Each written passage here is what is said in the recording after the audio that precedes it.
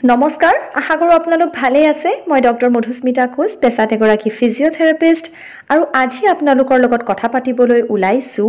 গৰ্ভাৱস্থাৰ সময়ত হোৱা পেটৰ বিষ বা ক্ৰেম্পছৰ বিষয়ে বহুতবাৰ দেখা যায় যে গৰ্ভাৱস্থাৰ সময়ত মহিলা এগৰাকীৰ এবডমিনেল পেইন বা ক্ৰেম্পছ হয় আৰু তেওঁলোকৰ চিন্তা হয় যে কিয় হৈছে এনেকুৱা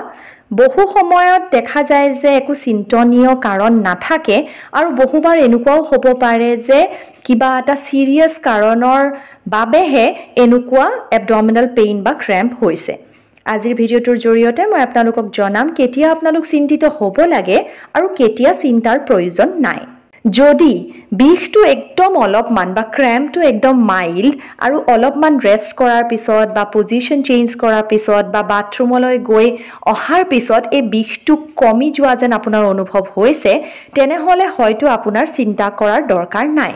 কাৰণ এনেকুৱা পেইন হ'ব পাৰে পেটত গেছ হোৱাৰ বাবে কনষ্টিপেশন হোৱাৰ বাবে বা প্ৰেগনেন্সি স্পেসিফিক কিছুমান লিগামেন্ট ষ্ট্ৰেচ হোৱাৰ বাবে লিগামেন্টস বিলাকে আপোনাৰ বাঢ়ি অহা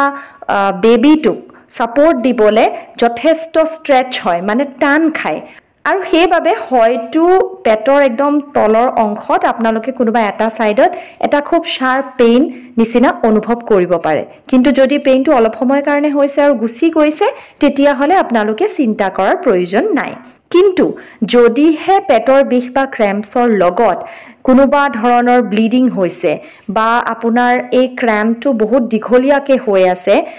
ইফাল হিফাল কৰাৰ পিছতো বাথৰুমৰ পৰা অহাৰ পিছতো আপোনালোকৰ বিষটো কমি অহা নাই বা এই বিষৰ লগত ভেজাইনেল ডিসচাৰ্জ হৈছে কঁকালৰ খুব বিষ হৈছে বা পাছাব কৰোতে খুব জ্বলা-পোৰা অনুভৱ হৈছে বা বিষ হৈছে আৰু আধা ঘণ্টাৰ ওপৰত এই বিষটো আপোনালোকে অনুভৱ কৰি আছে তেনেহলে লৰালৰিকে আপোনালোকে এজন ডক্টৰৰ পৰামৰ্শ লোৱাটো উচিত চেষ্টা কৰিব যে ওবিজি স্পেশালিষ্ট ডক্টৰৰ ওচৰলৈ আপোনালোকে যাওক যাতে তেওঁ গম পায় যে কাৰণটো কি এই ধৰণৰ পেটৰ বিষ হোৱাৰ বহুতবাৰ দেখা যায় যে ইক্টপিক প্ৰেগনেন্সি কাৰণে বা miscarriage pre eclampsia premature labour placental abruption urinary tract infection এনেকুৱা ধৰণৰ ক্লিনিক্যাল কণ্ডিশনৰ বাবেও এনেকুৱা এবডমিনেল পেইনছ এণ্ড ক্ৰেম্পছ হ'ব পাৰে প্ৰেগনেন্সিৰ সময়ত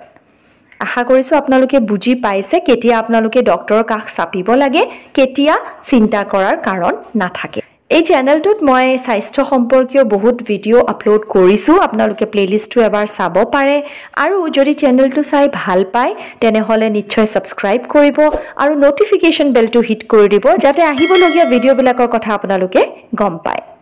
ধন্যবাদ আজিলৈ আহো আকৌ লগ পাম